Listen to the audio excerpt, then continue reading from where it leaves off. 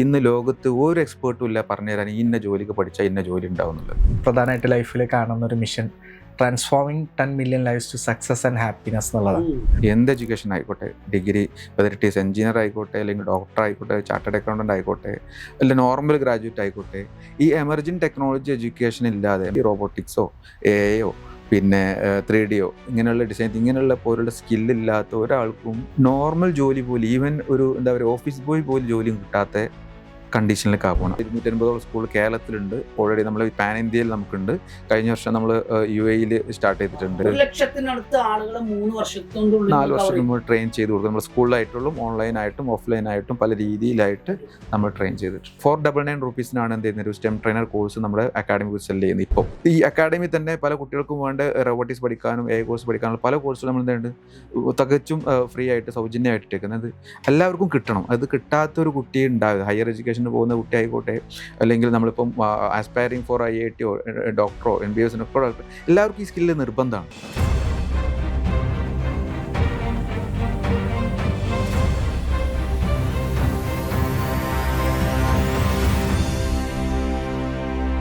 Hello, Shajan Abubakar. Turning പോയിന്റിന്റെ പുതിയൊരു എപ്പിസോഡിലേക്ക് എല്ലാവർക്കും സ്വാഗതം.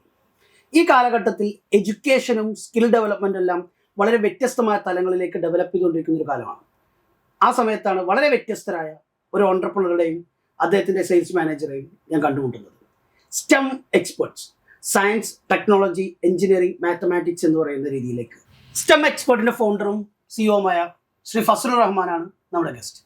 സാർ, എന്താണ് സ്റ്റെം എക്സ്പേർട്ട്? എങ്ങനെയാണ് സ്റ്റെം എക്സ്പേർട്ടിലേക്ക് എത്തിയത്? സ്റ്റെം എക്സ്പേർട്ട് എന്ന് പറഞ്ഞിട്ടുണ്ടെങ്കിൽ science, technology, engineering and mathematics, അതിൽ എക്സ്പേർട്ട് എന്നുള്ളതാണ് സ്റ്റെം എക്സ്പേർട്ട് കൊണ്ട് ഉദ്ദേശിക്കുന്നത്. നമ്മുടെ കുട്ടികൾക്ക് ആക്ടിവിറ്റി എഡ്യൂക്കേഷൻ അല്ലെങ്കിൽ സ്കിൽ എഡ്യൂക്കേഷൻ പ്രൊമോട്ട് ചെയ്യാൻ വേണ്ടി ഇൻ്റർനാഷണൽ ആയിട്ട് അക്രഡിറ്റ് ആയിട്ടുള്ള ഒരു എഡ്യൂക്കേഷണൽ പ്ലാറ്റ്ഫോമാണ് ഈ സ്റ്റെം എഡ്യൂക്കേഷൻ. ഇത് 2016 ഞാൻ സംരംഭം സ്റ്റാർട്ട് ചെയ്യുന്നത്. അന്ന് നമ്മുടെ വിദ്യാഭ്യാസ രീതിയെ നോക്കുമ്പോൾ കുട്ടികൾ കൂടുതലായിട്ടും ബുക്കായിട്ട് കൂടുതൽ ടെക്സ്റ്റൽ എഡ്യൂക്കേഷനിൽ ഓറിയൻറ്റഡ് ആയിട്ട് വർക്ക് ചെയ്യുമ്പോൾ അവർക്കൊരു ആക്ടിവിറ്റി ബേസ്ഡ് എഡ്യൂക്കേഷൻ അല്ലെങ്കിൽ ഒരു സ്കിൽ ഓറിയൻറ്റഡ് എഡ്യൂക്കേഷൻ എങ്ങനെ കൊടുക്കാം, അൺഎംപ്ലോയബിലിറ്റി എങ്ങനെ കുറക്കാമെന്ന് ചിന്തിച്ചാണ് ഈ സ്റ്റെം എക്സ്പേർട്ടിൻ്റെ ആരംഭം. ശരിക്കും എംപ്ലോയബിലിറ്റി കൂട്ടുക എന്നുള്ളത് തന്നെയാണ് ഇതിൻ്റെ ഒരു ഔട്ട്കം. എംപ്ലോയബിലിറ്റി സ്കിൽസ് കൂട്ടുക എംപ്ലോയബിലിറ്റി സ്കിൽസ് കൂട്ടുക. എനിക്ക് ഏറ്റവും വ്യത്യസ്തമായി തോന്നിയത് നിങ്ങളുടെ പേരാണ്. കാരണം സ്റ്റെം എന്ന് പറഞ്ഞാൽ നമുക്ക് ആദ്യം മനസ്സിലോട്ട് വരിക സ്റ്റെം സെൽസ് ആണ്. ഒരു മനുഷ്യജീവന്റെ അല്ലെങ്കിൽ ഒരു ജീവന്റെ ഏറ്റവും ക്രക്സ് എന്ന് പറയുന്ന ഒരു സാധനമാണല്ലോ സ്റ്റെം. അതേ അർത്ഥത്തിൽ തന്നെയാണോ ശരിക്കും സ്റ്റെം എന്നുള്ള പേരിട്ടത്? സ്റ്റെം എന്നുള്ളൊരു ഇന്റർനാഷണൽ എഡ്യൂക്കേഷൻ പ്ലാറ്റ്ഫോം ആണ്. അങ്ങനെ പ്ലാറ്റ്ഫോം നിലവിലുണ്ട്, ആക്ടിവിറ്റി ഗ്ലോബലി ഉണ്ട്. അതിന്റെ എങ്ങനെ അത് എൻഹാൻസ് ചെയ്യുന്ന രീതിക്കാണ് മാറ്റം. ഓരോരോ സ്ഥാപനം ഓരോരോ രീതിയിൽ അത് എൻഹാൻസ് ചെയ്യുന്നുണ്ട്. നമ്മൾ അതിന്റെ പാർട്ടായിട്ട് വരുന്നതാണ് robotics education, AI education, IoT education, ഇന്നത്തെ എമർജിംഗ് ടെക്നോളജി എഡ്യൂക്കേഷൻ ഒക്കെ ഈ പറഞ്ഞ Web3 ആയാലും ശരി, ബ്ലോക്ക് ചെയിൻ ആയാലും എല്ലാം ഇതിന്റെ അണ്ടറിൽ വരുന്ന ഒരു സാധനമാണ്. ഇത് ശരിക്കും നമ്മുടെ കുട്ടികൾക്ക് സ്കൂളിൽ നിന്നോ കോളേജിൽ നിന്ന് ശരിക്കും കിട്ടുന്നില്ല. അവിടെയാണ് നമ്മൾ സ്റ്റെം എക്സ്പേർട്ട് പോലുള്ള സ്ഥാപനങ്ങളുടെ ഇമ്പോർട്ടൻസ്. എനിക്കത് ശരിക്കും കണക്ട് ആവുന്നത്. കാരണം നമ്മുടെ നാട്ടില് ഇപ്പൊ ഏത് സബ്ജക്ട് പഠിക്കുകയാണെങ്കിൽ നമ്മൾ 1960കളിലും 1970കളിലും എഴുതപ്പെട്ട തിയറീസിനെ ബേസ് ചെയ്തിട്ടാണ് ഇന്നും PG കോഴ്സസ് വരെ നമ്മൾ ചെയ്തുകൊണ്ടിരിക്കുന്നത്. നമ്മൾ സൈക്കോളജി ആണെങ്കിലും സയൻസിന്റെ പല ഏരിയാസും 1960കളിലും 70കളിലും ബേസ് ആണ്, അത് ഫൗണ്ടേഷൻ ആണ്. ഇപ്പൊ നമ്മൾ മാർക്കറ്റിംഗ് മാനേജിനെ കുറിച്ച് പറയാം, എല്ലാം ആണ്. പക്ഷെ നമ്മൾ കുറച്ചുകൂടി വിദേശ രാജ്യങ്ങളൊക്കെ അവരൊക്കെ ഭയങ്കരമായിട്ട് അത് അപ്ഡേറ്റഡ് ആയി. പലപ്പോഴും നമ്മൾ ആ അപ്ഡേഷന്റെ കാര്യത്തിൽ നമ്മുടെ രാജ്യം നമ്മൾ ഡെവലപ്പിംഗ് കൺട്രി ആയതുകൊണ്ട് എന്തോ പലപ്പോഴും കുറവില്ലാന്ന് നമുക്ക് തോന്നാറുണ്ട്. എനിക്ക് എന്തായാലും നിങ്ങളുടെ ഒരു കോൺസെപ്റ്റ് എങ്ങനെയാണ് ശരിക്കും ഒരു ഫസലിന്റെ ബാക്ക്ഗ്രൗണ്ട് ശരിക്കും എന്താ? പ്രീ ഡിഗ്രി കഴിയുമ്പോൾ ഉടനെ തന്നെ ഒരു എഞ്ചിനീയർ ആവണമെന്നാണ് ആഗ്രഹിച്ചിട്ടുണ്ടായിരുന്നത്. പക്ഷേ അന്ന് സാഹചര്യം അത്ര അനുവദനീയമായിരുന്നില്ല. അപ്പോൾ ഉടനടി നമ്മൾ എന്ത് ചെയ്യാണ്, വേറൊരു സിസ്റ്റം നോക്കിയിട്ട് ഉടനടി ഒരു പെട്ടെന്നൊരു ഏർണിംഗ് പൊട്ടൻഷ്യൽ നോക്കിയിട്ട് ഇന്ത്യൻ നേവിയിൽ ജോയിൻ. സാഹചര്യങ്ങൾ അനുകൂലമായില്ല എന്ന് പറഞ്ഞാൽ സാമ്പത്തികമായിട്ട് അത്ര ഒരു സേഫ് അല്ലായിരുന്നു കുടുംബം, ഫാമിലി. അപ്പം നമ്മൾ തോന്നി ഇത് കണ്ടിന്യൂ ചെയ്യുകയാണെങ്കിൽ അതിനൊരു സാമ്പത്തിക ബാധ്യത കൂടുതൽ വീട്ടിലുണ്ടാവും. അപ്പം നല്ലത് ഏറ്റവും ബെസ്റ്റ് ഒരു വേറൊരു ആൾട്ടർനേറ്റ് ആയിട്ട് എഡ്യൂക്കേഷൻ നോക്കി. അപ്പം നേരെ ജോയിൻ ചെയ്തത് ഡിഗ്രിയിലേക്കാണ് പോയത്, BSc physics. First year complete ആയപ്പോൾ വീണ്ടും മൈൻഡ് മാറി. ഇത് വീണ്ടും എത്ര കാലം പഠിക്കും, പെട്ടെന്ന് ഒരു ഏർണിംഗ് ഇതിലേക്ക് പോകേണ്ട ആവശ്യകത ഉള്ളത് കൊണ്ട് ഒരു പെട്ടെന്ന് ജോലി കിട്ടാൻ സാധ്യത ഉള്ളത് അന്ന് മിലിറ്ററി അല്ലെങ്കിൽ ഡിഫൻസ് ജോയിൻ ചെയ്യുക എന്നുള്ളതാണ്. അങ്ങനെ ജോയിൻ ചെയ്യാൻ നിൽക്കുമ്പോഴാണ്, ആർമി ട്രൈ ചെയ്ത് നിൽക്കുമ്പോഴാണ് പെട്ടെന്ന് ഇന്ത്യൻ നേവിയുടെ ഒരു നോട്ടിഫിക്കേഷൻ കാണുന്നത്. ആ നോട്ടിഫിക്കേഷൻ വഴി ഞാൻ എന്ത് ചെയ്തു, അറ്റംപ്റ്റ് ചെയ്ത് first attempt clear within 6 months എന്ത് ചെയ്യുന്നു, നമ്മൾ ഈ BSc ഫിസിക്സ് പഠിച്ചുകൊണ്ടിരിക്കുമ്പോൾ സെക്കൻഡ് ഇയറിൽ ഡ്രോപ്പ് ഔട്ട് ആയിട്ട് ജോയിൻ ചെയ്യുകയാണ് ചെയ്യുന്നത്. അവിടെ 15 വർഷം പോയപ്പോൾ ഫസ്റ്റ് തന്നെ നമ്മൾ പോകുന്നത് 19-ാം വയസ്സിൽ ബോംബെയിലേക്കാണ് നമ്മൾ പോകുന്നത്. അവിടെ പോയിട്ട് അവിടെ നിന്നാണ് നമ്മൾ ജീവിതം ശരിക്കും എന്താണെന്ന് അറിയുന്നത്. എന്താണ് ശരിക്കും പങ്ക്ച്വാലിറ്റി, എന്താണ് ഡിസിപ്ലിൻ, എന്താണ് ലോകം. നമ്മൾ പറഞ്ഞ സ്ലം ഡോഗ് മില്യണർ ഒക്കെ പറഞ്ഞ സ്ലം എന്ത്, ബോംബെയിലുള്ള സ്ലം എന്ത്, പോഷ് ഏരിയ എന്തെന്നൊക്കെ. യെസ്, 2001 ഞാൻ പറയുന്നത്. ആ സമയത്താണ് നമ്മൾ 19-ാം വയസ്സിൽ ബോംബെയിലേക്ക് പോകുന്നത്. അവിടുന്ന് നമ്മൾ മനസ്സിലാക്കി ഉണ്ട് വീണ്ടും ഒരുപാട് നമ്മുടെ ഒരു ചിന്തകൾ പുറത്തു വരാൻ തുടങ്ങി. ഒരു ഓണ്ടർപ്രണർ മൈൻഡ് സെറ്റ് അവിടുന്നാണ് നമുക്ക് എന്ത് വരുന്നത് ശരിക്കും വരുന്നത്. അപ്പോൾ അവിടുന്ന് നമ്മളിത് റീസ്റ്റാർട്ട് ചെയ്തിട്ട് ഒരു നേരത്തെ ഞാൻ എനിക്ക് ഫേസ് ചെയ്ത പ്രശ്നം, ഒരു എഡ്യൂക്കേഷൻ എല്ലാ ആളുകൾക്കും അഫോർഡബിൾ ആയി കിട്ടുക എന്നുള്ളതും അതേ കൂടെ അവർക്കൊരു സ്കില്ലായിട്ട് എംപ്ലോയബിലിറ്റി കൊണ്ടുവരിക എന്നുള്ളതും ഈ ചിന്ത വരുമ്പോഴാണ് നമ്മൾ 2016 വരെ ഇന്ത്യൻ നേവി വർക്ക് ചെയ്ത് തിരിച്ചു വന്നിട്ട് ഈ കമ്പനി സ്റ്റാർട്ട് ചെയ്യുന്നത്. പാരന്റ്സ് ഒക്കെ ഈ എഡ്യൂക്കേഷൻ കണ്ടിന്യൂ ചെയ്യാൻ പറ്റില്ല, മൂത്ത മോനാണോ? അല്ല, ഫാമിലി 3 ബ്രദേഴ്സും ആയിരുന്നു. അപ്പോൾ നമുക്ക് അന്ന് മുതലേ ചെറുപ്പം മുതലൊക്കെ ശരിക്കും പറഞ്ഞാൽ ഒരു ഫാമിലി ബിസിനസ് ഉണ്ട്. അത് റെഡിമെയ്ഡ് ബിസിനസ് ആയിരുന്നു. അപ്പോൾ ഞങ്ങളെല്ലാവരും സ്കൂൾ പഠിക്കുമ്പോൾ മുതലൊക്കെ അതിലായിരുന്നു ഇൻവോൾവ്. അപ്പോൾ പക്ഷെ അതൊന്നും എന്തില്ല, അത്ര നമ്മൾ കൂടുതൽ ഹയർ എഡ്യൂക്കേഷൻ പോകാനുള്ള ജീവിതം കടന്നു പോകുന്നല്ലാണ്ട് അതിലപ്പുറത്തേക്ക് ഒരു ബാധ്യത. പിന്നെ വെച്ചാൽ എൻ്റെ ഒരു പ്രത്യേകത വെച്ചാൽ എനിക്ക് ഒരു ബാധ്യത ഉണ്ടാക്കി വെക്കുക എന്നുള്ളത് അന്നേ മൈൻഡിലില്ല. നമ്മൾ പഠിക്കുമ്പോൾ ഒരു ബാധ്യത ഉണ്ടാക്കുക എന്നുള്ളത് പിന്നെ സെൽഫായിട്ട് നമ്മൾ ഉണ്ടാക്കിയെടുക്കുക എന്നുള്ളതാണ് അന്ന് മുതൽക്കേ ഉള്ളൊരു ഇതാണ്, ഒരു പാഷനാണത്. നിങ്ങളെ സെല്ലുകളിൽ നിങ്ങളെ ജീനിൽ ഒരു ബിസിനസ് ഉണ്ട് വീട്ടിൽ തന്നെ. പക്ഷെ ആ ബിസിനസ് കൊണ്ട് നിങ്ങൾ ചിന്തിക്കുന്ന പോലത്തെ ഒരു ഫാമിലിക്ക് ഒരു ഫിനാൻഷ്യൽ ഗ്രോത്ത് അന്ന് ഉണ്ടായിട്ടില്ല. പക്ഷെ അന്ന് സർവൈവൽ ആയിട്ട് അന്ന് ഇന്നത്തെ കാണുന്ന ബിസിനസ് അല്ലല്ലോ.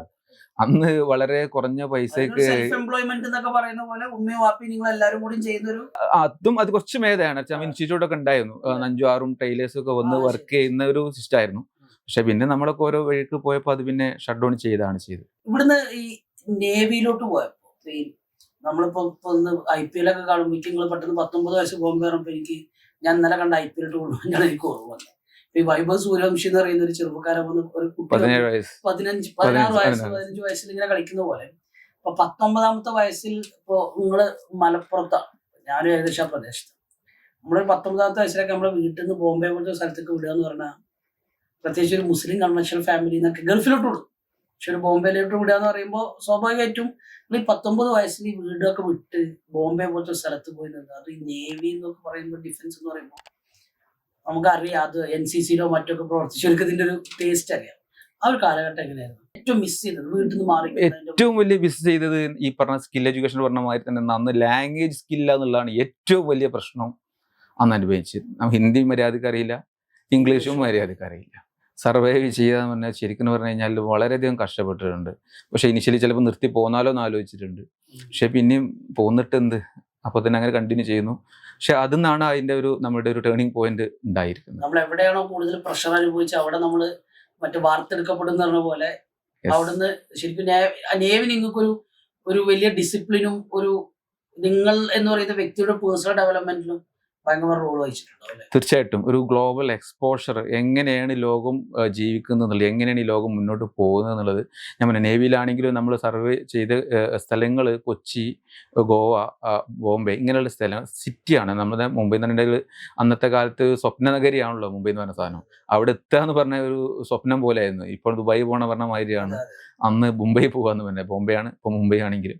അപ്പോൾ അവിടെ എത്തുമ്പോൾ നമുക്ക് കാണാൻ പറ്റും സ്ലം എന്താണ്, പോഷ് എന്താണ്, എല്ലാം നമുക്ക് അറിയാൻ പറ്റും. എന്താണ് ബിസിനസ് ഐഡിയ, മൈൻഡിന്റെ എക്സ്പോഷർ ഉണ്ടാക്കുന്നതിലും തോട്ട് പ്രോസസ്സിനെ ഗ്രോ ചെയ്യുന്നതിലും അത് ഭയങ്കര റോൾ വഹിക്കും.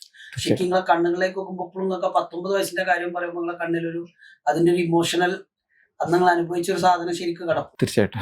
പക്ഷെ നമ്മള് എവിടെയാണോ കൂടുതൽ പെയിൻ അനുഭവിച്ച് അവിടെയാണ് നമ്മള് ഡെവലപ്പ് ചെയ്യാന്ന് പറയാം. അപ്പോൾ ശരിക്കും പറഞ്ഞാൽ നിങ്ങൾക്ക് എന്തൊരു സാധനമാണോ ലൈഫിൽ മിസ് ചെയ്തത്, ആ സാധനം വേറൊരാൾക്ക് മിസ് ചെയ്യരുത് എന്നുള്ള തീരുമാനമാണോ നിങ്ങൾ ഒരു എഡ്യൂക്കേഷണൽ ഓണ്ടർപ്രണർ ആവാനുള്ള കാരണം? എഡ്യൂക്കേഷണൽ ഓണ്ടർപ്രണർ ആകാൻ കാരണം എന്താ ചോദിച്ചു കഴിഞ്ഞാൽ 2016 ഞാൻ തിരിച്ചു വരുമ്പോൾ ഇവിടെ ഇറങ്ങിയപ്പോൾ എന്തെങ്കിലും ഒന്ന് ചെയ്യണം. ഞാൻ ഓൾറെഡി ടെക്നിക്കൽ നമ്മുടെ ഒരു പാഷനാണ്, BSc ഫിസിക്സിന്. അതുകൊണ്ടാണ് അന്ന് പോയി നിർത്തിപ്പോയത്.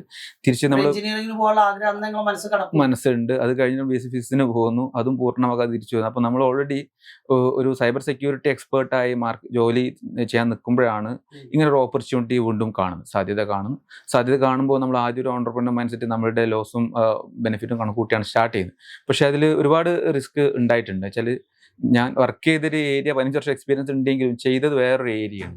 ഇവിടെ ബിസിനസ്സിൽ എന്താണെന്നോ ബിസിനസ് എങ്ങനെയാണ് വർക്ക് ചെയ്യുന്നത്, എംപ്ലോയ്മെൻറ്റ് കൾച്ചർ എന്തെന്നുള്ളതൊന്നും അറിയാണ്ടാണ് സ്റ്റാർട്ട് ചെയ്തത്. അപ്പോൾ നല്ല സ്ട്രഗിൾ ചെയ്തിട്ടുണ്ട് ഇനിഷ്യലി 1 or 2 years. ഒരുപാട് നമ്മുടെ കയ്യിലുള്ള ഏർണിങ്സ് ശരിക്കും പറഞ്ഞാൽ ഫുള്ളി ഈ ഒരു ഫസ്റ്റത്തെ 1.5 year നമുക്ക് ലോസ് ആയിട്ടുണ്ട്. ശരിക്കും പറഞ്ഞാൽ ലൈഫിൽ അവിടെ നിങ്ങൾ റീബോൺ ചെയ്യുന്ന പോലെയാണ് കാരണം നിങ്ങൾ നേവിയിലോട്ട് കയറി അതൊക്കെ ഭയങ്കര ടഫായിരുന്നു. പക്ഷെ പിന്നെ ഒരു 15 വർഷങ്ങൾ എന്തൊക്കെ പറഞ്ഞാൽ അവിടെ കംഫർട്ടബിൾ ആണ്. ജോലിയുടെ പ്രഷർ ഉണ്ടെങ്കിലും നേവി പോലത്തെ ഒരു സിസ്റ്റത്തിൽ വർക്ക് ചെയ്യുമ്പോൾ നിങ്ങൾക്ക് വേറെ ഒന്നിനെ കുറിച്ചും ചിന്തിക്കണ്ട. പക്ഷെ when you are becoming an entrepreneur നിങ്ങളെ തലയിലാണ് എല്ലാ പ്രശ്നം. നമ്മൾ ഈ പുറത്തേക്ക് കാണുന്ന പോലെ അല്ല. അപ്പോൾ അത് നിങ്ങൾക്ക് ആ ഒരു ഇനീഷ്യൽ സ്റ്റേജസ് എങ്ങനെ ഉണ്ടായിരുന്നു? ഇനിഷ്യലി 1.5 വർഷം ശരിക്കും പറഞ്ഞാൽ ഭയങ്കരമായിട്ട് കഷ്ടപ്പെട്ടിട്ടുണ്ട്. വെച്ചാൽ ഓൾറെഡി നല്ലൊരു സേഫ് ആയിട്ടുള്ള ഒരു ജോലി നിർത്തി റിസൈൻ ചെയ്ത് വരുന്നു, വീണ്ടും ഇവിടെ റീസ്റ്റാർട്ട് ചെയ്യുന്നു, കയ്യിലുള്ള ഏർണിങ്സ് മുഴുവനും സ്പെൻഡ് ചെയ്ത് തീരുന്നു, എന്താ ചെയ്യേണ്ടത് നിൽക്കാണ്ട് ഒരു ബ്ലാങ്കിൽ നിൽക്കുമ്പോഴാണ് ശരിക്കും അവിടെ ഒരു ടേണിംഗ് പോയിന്റ് ഉണ്ടായിട്ടുണ്ട്. ഒരു 2 വർഷം 1.5 വർഷമായപ്പോഴാണ് ഇവിടെ ഓൾറെഡി ഞാൻ സ്റ്റാർട്ട് ചെയ്ത അന്ന് നമുക്ക് ക്ലച്ചായില്ല എങ്കിലും വീണ്ടും ഗവൺമെൻറ് തലത്തിൽ ഇതിൻ്റെ പോളിസി ഷിഫ്റ്റിംഗ് വന്നു. ഗവൺമെൻറ് മനസ്സിലാക്കി തുടങ്ങി ഇവിടെ കുട്ടികൾക്കും കുറച്ചൊരു ആക്ടിവിറ്റി എഡ്യൂക്കേഷൻ വേണം. അപ്പോൾ അങ്ങനെ ഗവൺമെൻറ് ടിങ്കറിങ് ലാബുകൾ ഇങ്ങനെയുള്ള ഇന്നോവേഷൻ എഡ്യൂക്കേഷൻ സ്കിൽ എഡ്യൂക്കേഷൻ ഒക്കെ പ്രൊമോട്ട് ചെയ്ത് തുടങ്ങി അന്ന് മുതൽ. ആ സമയത്ത് എനിക്കുണ്ടായ ഒരു അനുഭവം വെച്ചാൽ നമ്മുടെ അന്നത്തെ ഒരു ബിസിനസ് പാർട്ണർ മുംബൈ വെച്ചിട്ട് ട്രിവാൻഡ്രത്ത് വന്നിട്ടുണ്ടായിരുന്നു. ഞങ്ങൾ തമ്മിൽ രണ്ടാളും ഒരു ട്രിവാൻഡ്രത്ത് ഒരു സ്കൂളിന് ഒരു വിസിറ്റിന് പോയതായിരുന്നു.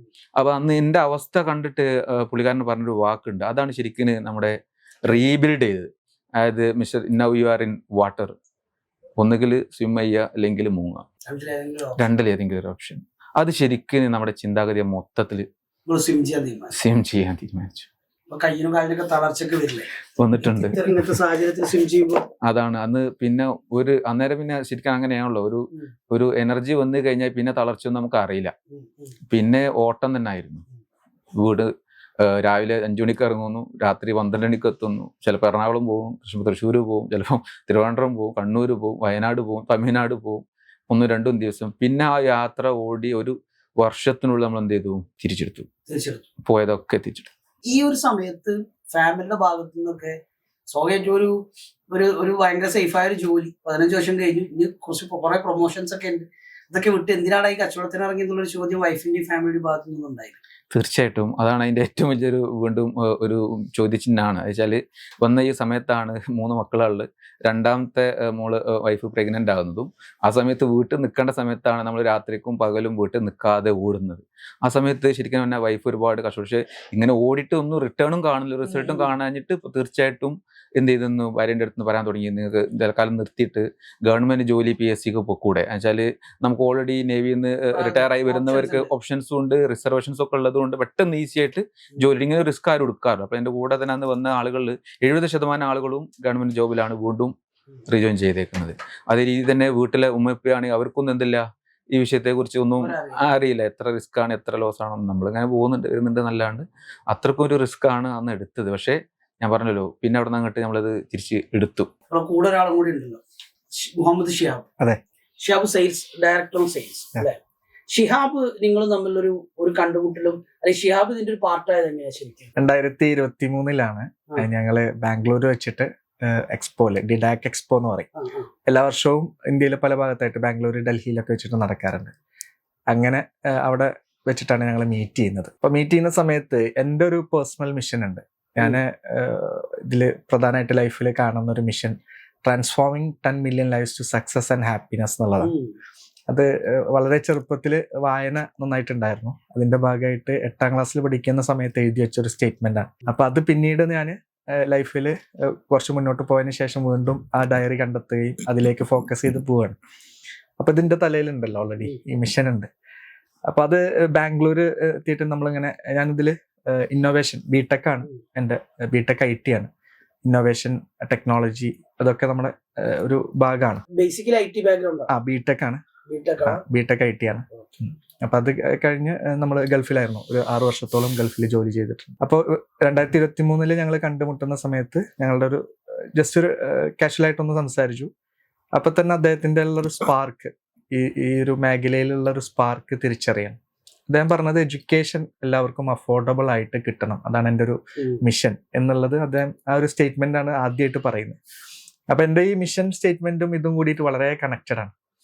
ഒരു 10 മില്യൺ ലൈഫ് ഹാപ്പിനെസ്സിലോട്ട് കൊണ്ടുവരിക, സക്സസിലോട്ട് കൊണ്ടുവരിക എന്നുള്ളതിന്റെ പ്രധാനം ടെക്നോളജിയും കൂടിയിട്ടാണ്. അങ്ങനെയാണ് ഞങ്ങൾ കണക്റ്റഡ് ആവുന്നത്. അവിടുന്ന് അങ്ങോട്ട് പിന്നെ ഒരു ജേർണി 2023 കണക്റ്റഡ് ആയി. ഇപ്പൊ നമ്മുടെ ഓഡിയൻസിന് അല്ലെങ്കിൽ നമ്മളെ വീക്ഷിക്കുന്ന ഒരാൾക്ക് വളരെ സിമ്പിൾ ആയിട്ട് സ്റ്റെം എന്താ നമ്മൾ പറഞ്ഞു കൊടുക്കുകയാണെങ്കിൽ എന്തായിരിക്കും? ഇതിന്റെ മുന്നേ ഇന്നത്തെ ഒരു സിറ്റുവേഷൻ അല്ലെങ്കിൽ ഇന്നത്തെ ഒരു കണ്ടീഷൻ നമ്മൾ അറിയേണ്ടതുണ്ട്. ഇന്നത്തെ കണ്ടീഷൻ ഒരു വുക്ക വേൾഡ് എന്നാ പറയാം. വുക്ക എന്ന് പറഞ്ഞു കഴിഞ്ഞാൽ വോളാറ്റൈൽ, അൺസർട്ടൈൻ, കോംപ്ലക്സ്, ആംബിഗറ്റ്, ഇങ്ങനെയുള്ളൊരു വേൾഡിനാണ് വുക്ക വേൾഡ്. ഇവിടെ ആർക്കും എന്തില്ല, ഒരു ഗ്യാരണ്ടി ഇല്ല. ഇന്ന് ചോദിക്കുന്ന ഒരു വലിയ ഏറ്റവും ഒരു കരിയർ എക്സ്പേർട്ട് ചോദിക്കാണ് 3 വർഷം കഴിഞ്ഞ് അല്ലെങ്കിൽ 5 വർഷം എന്ത് ജോലിയാണ് എൻ്റെ മകനെ പഠിപ്പിക്കുക, എൻ്റെ മകളെ പഠിപ്പിക്കാനെന്ന് പറഞ്ഞിട്ടുണ്ടെങ്കിൽ ഇന്ന് ലോകത്ത് ഒരു എക്സ്പേർട്ടും ഇല്ല പറഞ്ഞുതരാൻ ഇന്ന ജോലിക്ക് പഠിച്ചാൽ ഇന്ന ജോലി ഉണ്ടാവും എന്നുള്ളത്. രണ്ടാമത്തതാണ് റോബോട്ടിക്സ് ആൻഡ് ആർട്ടിഫിഷ്യൽ ഇൻ്റലിജൻസിൻ്റെ ആ ഒരു കടന്നുവരവ്. അതിനോടുണ്ടായ ഒരു ഇമ്പാക്റ്റ് എന്ത് എന്നുള്ളത് ആളുകൾക്ക് ഭയങ്കരമായിട്ട് ഇപ്പോൾ നമ്മൾ അറിയാൻ തുടങ്ങി. അപ്പോൾ പിന്നെയാണ് ഇപ്പോൾ ഒരു വീണ്ടുമായിട്ട് ഗവൺമെൻറ് സ്കിൽ എഡ്യൂക്കേഷൻ പ്രൊമോട്ട് ചെയ്യുന്നത്. അപ്പോൾ ഇന്നിപ്പോൾ 2026 നമ്മൾ ഈ സംസാരിക്കുന്നത്. അപ്പോൾ 2016 ഞാനിത് സ്റ്റാർട്ട് ചെയ്യുമ്പോൾ ആളുകൾക്ക് ഇത് എന്തില്ല, മനസ്സിലായിട്ടില്ല എന്താണ് സ്കിൽ എഡ്യൂക്കേഷൻ എന്നുള്ളതും. അന്ന് കേരളത്തിൽ തുടങ്ങിയ, ശരിക്കും പറഞ്ഞാൽ കേരളത്തിലെ ആദ്യത്തെ കമ്പനി ആയിരിക്കും റോബോട്ടിക്സ് ആൻഡ് ആർട്ടിഫിഷ്യൽ ഇൻ്റലിജൻസ് തുടങ്ങാൻ തുടങ്ങിയ കമ്പനി ആയിരിക്കും 2016. അന്ന് നമ്മുടെ അടുത്ത് റിസ്ക് അപ്പോൾ എത്ര ഉണ്ടാവും നിങ്ങൾക്ക് അറിയാലോ. അപ്പോൾ ഇത് എന്തിനാണ് ഇപ്പോൾ ഗവൺമെന്റ് പോളിസി ഷിഫ്റ്റ് വരുത്തുന്നത് ചോദിച്ചിട്ടുണ്ടെങ്കിൽ, ഇനി ഇവിടുന്ന് അങ്ങോട്ട് ആരും ആയിക്കോട്ടെ, എന്ത് എഡ്യൂക്കേഷൻ ആയിക്കോട്ടെ, degree, whether it is engineer ആയിക്കോട്ടെ, അല്ലെങ്കിൽ ഡോക്ടർ ആയിക്കോട്ടെ, ചാർട്ടേഡ് അക്കൗണ്ടന്റ് ആയിക്കോട്ടെ, അല്ലെങ്കിൽ നോർമൽ ഗ്രാജുവേറ്റ് ആയിക്കോട്ടെ, ഈ എമർജിങ് ടെക്നോളജി എഡ്യൂക്കേഷൻ ഇല്ലാതെ, എമർജിങ് ടെക്നോളജി എന്ന് പറഞ്ഞിട്ടുണ്ടെങ്കിൽ ഈ റോബോട്ടിക്സോ AI പിന്നെ 3Dയോ ഇങ്ങനെയുള്ള ഡിസൈൻ ഇങ്ങനെയുള്ള പോലുള്ള സ്കില്ലില്ലാത്ത ഒരാൾക്കും നോർമൽ ജോലി പോലും, ഈവൻ ഒരു എന്താ പറയുക ഓഫീസ് ബോയ് പോലും ജോലിയും കിട്ടാത്ത കണ്ടീഷനിലേക്ക് പോകണം. അതാണ് ഒരു സ്റ്റെം എഡ്യൂക്കേഷനോട് ഇമ്പോർട്ടൻസ് എന്ത് നിങ്ങൾ ചോദിച്ചു കഴിഞ്ഞിട്ടുണ്ടെങ്കിൽ, ഇങ്ങനെയുള്ള സ്കില്ലുകൾ കുട്ടികൾക്ക് അല്ലെങ്കിൽ ആളുകൾക്ക് പ്രൊമോട്ട് ചെയ്ത് അവരുടെ സ്കില്ല് കൂട്ടാനാണ് ഈ സ്റ്റെം എഡ്യൂക്കേഷൻ കൊണ്ട് ഉദ്ദേശിക്കുന്നത്. നമ്മളൊക്കെ വായിക്കും, ഇപ്പോൾ ഉള്ള ജോലികൾ 90% ജോലികളും 2030 ആകുമ്പോൾ ഉണ്ടാവില്ല, അല്ലെങ്കിൽ അതിനെ റീപ്ലേസ് ചെയ്യപ്പെടുന്നൊക്കെ പറയും. അപ്പോൾ ഇതെങ്ങനെയാണ് നമ്മളിത് ആളുകളിലേക്ക് എത്തിക്കുന്നത്? ശരിക്കും സ്കൂളുകൾ ത്രൂ ആണോ, ലാബ്, എങ്ങനെയാണ് ഇതിന്റെ ഒരു സിസ്റ്റം എങ്ങനെയാണ്? നമ്മുടെ എല്ലാവരുടെയും ആഗ്രഹം എന്താ വെച്ച് കഴിഞ്ഞാൽ കുട്ടികൾ നല്ല രീതിയിൽ വലുതാക്കണം, അവരെ ഫ്യൂച്ചർ സെറ്റിൽ ആക്കണം, അവരെ കരിയർ ബിൽഡപ്പ് ചെയ്യണം. അതിന് നമ്മൾ എത്രയും സ്പെൻഡ് ചെയ്യാൻ റെഡിയാണ്. ഏറ്റവും പ്രീമിയം ഇൻസ്റ്റിറ്റ്യൂട്ടിലായിരിക്കും, പ്രീമിയം സ്കൂളിലായിരിക്കും, കോളേജിലായിരിക്കും. എന്തിനാണ് ഇതൊക്കെ കഴിഞ്ഞാൽ അവർക്ക് ജോലി കിട്ടും. ശരിക്കും പറഞ്ഞാൽ നമ്മുടെ രക്ഷിതാക്കൾ ചെറിയൊരു തെറ്റിദ്ധാരണ അതിലുണ്ട്, ശരിക്കും നമ്മൾ ക്ലിയർ ചെയ്യണ്ടേ. അപ്പോൾ അവർക്ക് ഇത് മനസ്സിലാക്കണത് കുട്ടികളിൽ ഇന്ന് വേണ്ടത് ഈ വരാൻ പോകുന്ന യുഗത്തിന് നമ്മൾ പ്രിപ്പയർ ചെയ്യുന്ന ഈ കുട്ടിയുടെ എഡ്യൂക്കേഷൻ മാറ്റുക വേണ്ടത്. ഡെഫിനറ്റ്ലി എക്സിസ്റ്റിംഗ് എഡ്യൂക്കേഷൻ വേണം, അത് വേണ്ടെന്ന് പറയാൻ പറ്റില്ല. അത് വേണ്ടെന്ന് പറഞ്ഞിട്ടുണ്ടെങ്കിൽ ആരും അംഗീകരിക്കില്ലല്ലോ. ശരിക്കും ഇന്ന് അത് വേണ്ട എന്നുള്ളതാണ് കൂടുതൽ മെജോറിറ്റി പറയുന്നത്. സ്കില്ലായിട്ട് വേണം, സ്കില്ല് എന്തുണ്ട് അവന് ജോലി ഇട്ടെന്നാണ് പറയുന്നത്. പക്ഷേ നമ്മൾ ഇപ്പോഴത്തെ കണ്ടീഷനിൽ അത് ഒഴിവാക്കാൻ പറ്റും. പക്ഷേ നമ്മൾ ഇതും കൂടെ കൊണ്ട് നടന്നിട്ടില്ല എങ്കിൽ അവർക്ക് എന്താവില്ല, അവരുടെ ഭാവി സുരക്ഷിതമാവില്ല. അപ്പം ഈ സ്കിൽ എഡ്യൂക്കേഷൻ അവർക്ക് കിട്ടുക, ഈ പറഞ്ഞ രീതിയിൽ കിട്ടുക. കുട്ടികൾക്ക് സ്റ്റെം എന്ന് പറഞ്ഞിട്ടുണ്ടെങ്കിൽ ഇങ്ങനെയുള്ള സ്കില്ലുകൾ പ്രൊമോട്ട് ചെയ്യാനാണ് ഈ സ്റ്റെം എഡ്യൂക്കേഷൻ ഉദ്ദേശിക്കുന്നത്. നമ്മുടെ ഓപ്പറേറ്റിംഗ് മോഡൽ എങ്ങനെയാണ്, നമ്മളത് എങ്ങനെയാണ് ആളുകളിലേക്ക് എത്തിക്കുന്നത്? അപ്പം നമുക്ക് അതിന് ഡിഫറെന്റ് പ്രൊഡക്റ്റ് ഉണ്ട്. ഒന്ന് സ്റ്റെം അക്കാഡമി ഉണ്ട്. ഇത് നമ്മുടെ ഒരു വേൾഡ് ക്ലാസ് ഒരു ഓൺലൈൻ എഡ്യൂക്കേഷൻ പോർട്ടലാണ്. നമ്മൾ യുഡെമി അല്ല സിംപ്ലിലൻ പോലുള്ള ഒരു പോർട്ടലാണ്. ഇവിടെ 1ാം ക്ലാസ് മുതലുള്ള കുട്ടികൾക്ക്, ഗ്രാജുവേറ്റിന് പഠിക്കുന്ന കുട്ടികൾ, ടീച്ചേഴ്സിന് എല്ലാവർക്കും വേണ്ട സ്റ്റെം റിലേറ്റഡ് ആയിട്ടുള്ള AI course, robotics course, IoT course, ഇങ്ങനെ എല്ലാ കോഴ്സ്, ഇന്നോവേഷൻ കോഴ്സുകൾ, എല്ലാ കോഴ്സുകളും. പിന്നെ നമ്മൾ ചെയ്യുന്ന മെത്തേഡ്, അടുത്ത മെത്തേഡ് സ്കൂളുകളിൽ റോബോട്ടിക്സ് ആൻഡ് AI ലാബുകൾ, അതിനനുബന്ധം മറ്റ് പല ലാബുകളുണ്ട്. ഓൾമോസ്റ്റ് കേരളത്തിൽ ഇപ്പൊ നമുക്ക് അറൗണ്ട് 250ഓളം സ്കൂളിൽ നമ്മൾ ലാബ് റൺ ചെയ്യുന്നുണ്ട്. കാസർഗോഡ് മുതൽ നമ്മൾ 2 ഓപ്ഷനുണ്ട്. ഞങ്ങൾ സെറ്റപ്പ് ചെയ്ത് സ്കൂൾ റൺ ചെയ്യുന്നുണ്ടാവും, ഞങ്ങൾ റൺ ചെയ്യുന്നുണ്ടാവും. റൺ ചെയ്യുന്നുണ്ട് കേരളത്തിൽ മാത്രം. പിന്നെ നമ്മൾ ചെയ്യുന്ന അടുത്തൊരു മെത്തേഡാണ് സ്കൂളുകൾക്ക് ഇപ്പോഴത്തെ ഹ്യൂമനോട് റോബോട്ട്, ടീച്ചറായിട്ട് ടീച്ചർ അസിസ്റ്റന്റ് റോബോട്ട് നമ്മൾ കൊടുക്കാറുണ്ട്. ഓക്കെ. പിന്നെ നമ്മൾ ചെയ്യുന്നതാണ്, അതിപ്പോ നമ്മൾ ലേറ്റസ്റ്റ് ആയിട്ട് ഇപ്പോൾ കൊടുത്ത തൃശ്ശൂർ പഞ്ചായത്തിലെ ഒരു സ്കൂളിൽ നമ്മളൊരു കൊടുത്തു ലേറ്റസ്റ്റ് ആയിട്ട്. അതിന്റെ ഡിമാൻഡ് ഇങ്ങനെ വന്നിട്ട് റോബോട്ടിക് ടീച്ചർ. ഓക്കെ. ആയില്ല. അപ്പം വരുന്നേ ഉള്ളൂ. അപ്പം നമ്മളത് അതിന്റെ കൂടെ തന്നെ കൊടുക്കുന്നുണ്ട്.